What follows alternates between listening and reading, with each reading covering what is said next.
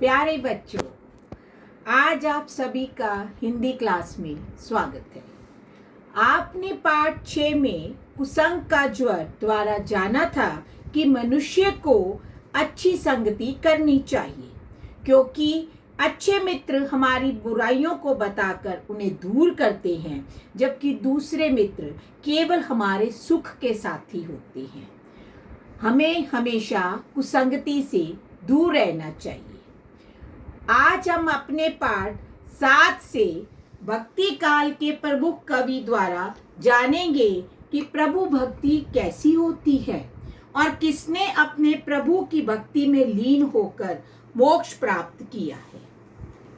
साहित्य समाज का दर्पण है।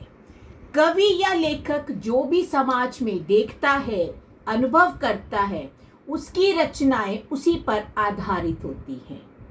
हिंदी साहित्य का इतिहास 1000 वर्ष पूर्व बताया गया है।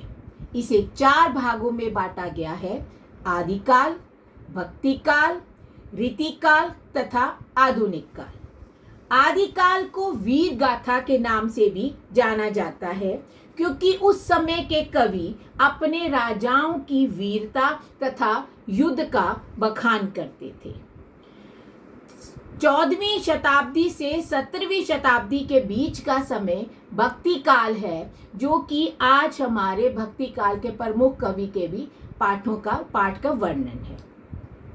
उसके बाद जिसमें प्रेम व श्रृंगार जो है कि रचनाओं का बाहुल्य है, जिसमें भक्ति काल को माना गया है।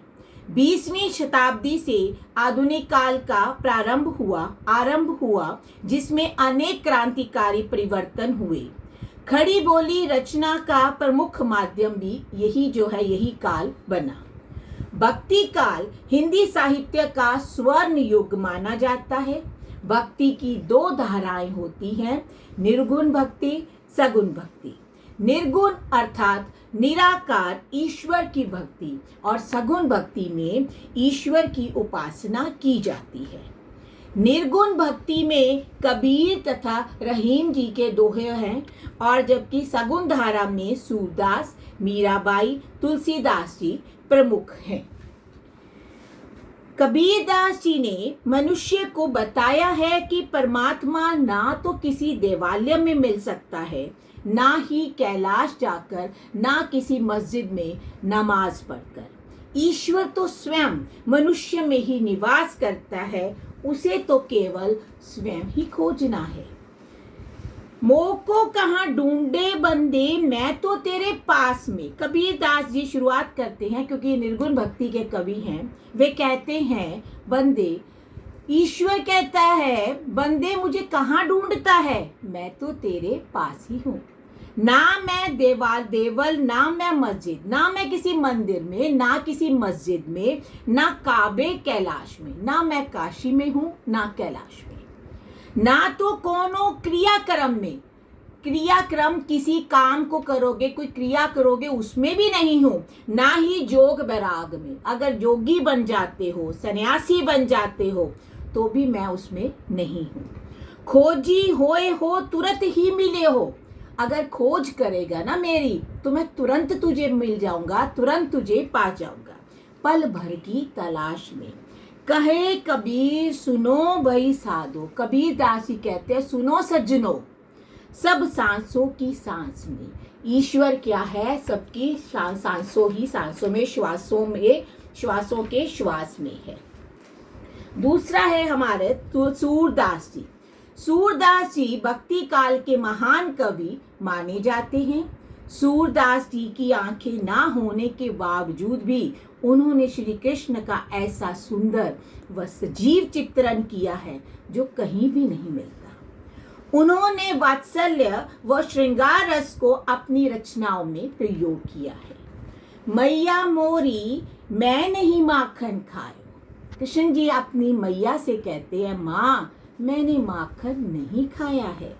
बोर बयो गैयन के पाछे मधुबन मोही पठायो।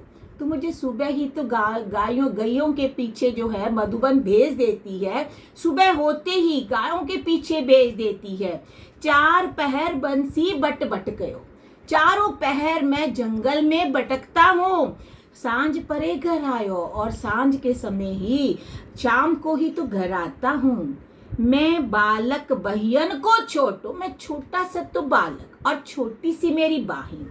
छीको के ही विधि पायो, मैं छीको तक मेरे हाथ जो है, छीके तक हाथ कैसी पहुंचेंगे। ग्वाल बाल सब बैर परे हैं, जितने ग्वाल बाल हैं सब मेरे दुश्मन हैं। बरबस मुख लपटायो, अपने आप ही मेरे मुख के आसपास जो हैं वे मक्खन को लगा देते हैं। तू जननी मन की अति भोरी, तू बड़ी ही भोली बाली मेरी माँ है। इनके कहे पति आयो, इनकी कही बातों में आ जाती है। जिए तेरे कछु भेद उपजेयो, तेरे दिल में कुछ अंतर अवश्य आ गया है, कुछ भेद उपज गया है। जानी परायो जायो, तभी तो मुझे पराया जानकर ऐसी बातें बना रही है। ये ले अपनी लकुटी कमरिया, ये ले अपनी लाठी और कंबल, बहुत ही नाच नचाए। तूने मुझे बहुत नाच नचा दिया है, बहुत काम मुझसे करवा लिया है, बहुत परेशान कर दिया है। सूरदास तब बिहसी जशोदा, सूरदास जी कहते हैं श्री कृष्ण ने अपनी इस मोहनी बातों से, प्यारी प्यारी लुभावनी बातों से जशोदा मैया का दिल जीत लिया है। वो उसे क्या करते हैं, लय उर कंठ लगायो, उनकी बातें सुनकर उन्हें अपने दिल से लगा लेती है। उसके बाद हमारा आता है मीराबाई। मीराबाई क्या कौन है? मीराबाई जिन्हें भगवान श्री कृष्ण की दीवानी के रूप में जाना जाता है, वे ना केवल संत थी बल्कि ईश्वर भक्ति की, कृष्ण भक्ति की प्रमुख कवित्री भी थी। उन्हें हर ओर श्री कृष्ण ही दिखते थे। इस दोहे के माध्यम से श्री कृष्ण की प्रचंड भक्त मीराबाई श्री कृष्ण को अपना पति कह रही हैं, मेरे तो गिरधर गोपाल दूसरो ना कोई। मीराबाई जी कहती हैं मेरे केवल गिरधर गोपाल है। गिरधर भगवान श्री कृष्ण को इसलिए कहा जाता है क्योंकि उन्होंने गिरिराज पर्वत को अपनी उंगली पर उठा लिया था। कहती हैं वही मेरे पति हैं, दूसरों ना कोई और कोई भी नहीं है। जाको सिर मोर मुकुट मेरो पति सोए, जिसके सिर पर मोर मुकुट है, मोर पंख लगे हुए, उनका मुकुट बना हुआ है, वही मेरे पति हैं। छाड़ दिए कुल की कानी, मैंने तो कुल की मर्यादा को छोड़ दिया है। कहा करिए कोई, कौन क्या कहता है, ये भी तज दिया है, त्याग दिया है। संतन डिग बैठी बैठी, मैं सज्जनों के संग बैठ बैठ के, संतों के संग बैठ बैठ के लोक लाज खोई, उनसे ज्ञान प्राप्त करके मैंने अपनी लोक लाज को भी त्याग दिया है, उसे भी छोड़ दिया है कि लोग मेरे बारे में क्या कहेंगे। असुबन जल सींच सींच प्रेम बेली बोई, मैंने आंसुओं रूपी जल से, आंसुओं के आंसू बहा बहा के उस जल से मैंने प्रेम की बेल को बोया है। अब तो बेल फैल गई, वह प्रेम रूपी बेल इतनी फैल गई है मेरी भक्ति से, आनंद फल होई, उसमें आनंद रूपी फल जो है वो लग गए हैं।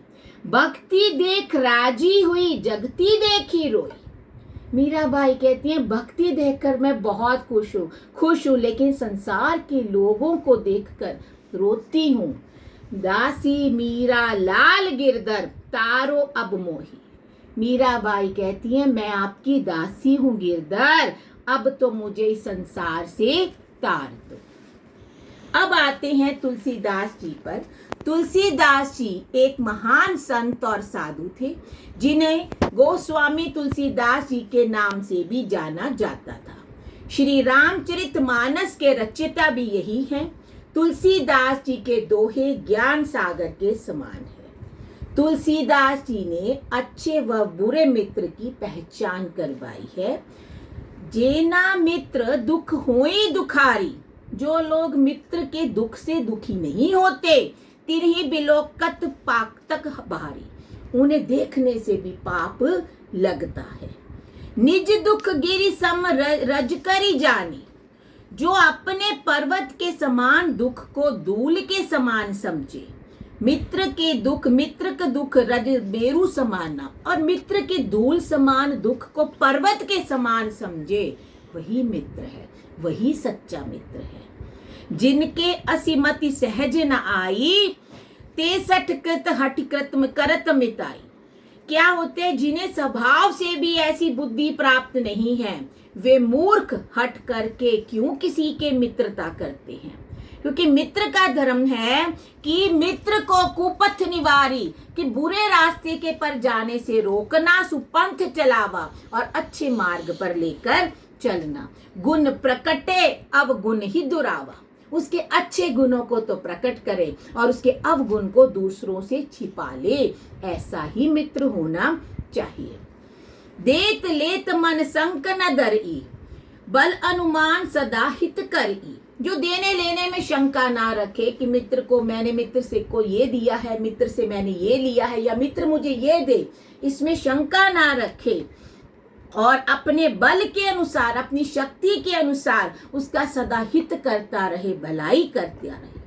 आगे कह मृदु वचन बनाई, पाछे अनहित मन कटुलाई कुटिलाई। वो कहता है ऐसा मित्र जो मुंह के आगे तो मीठे वचन कहे, जो कोमल वचन कहता रहे और पीठ पीछे उसकी बुराई करे, मन में कुटिलता रखे, जाकर चित अहि गति संभाई, अस कुमित्र पर ही बलाई।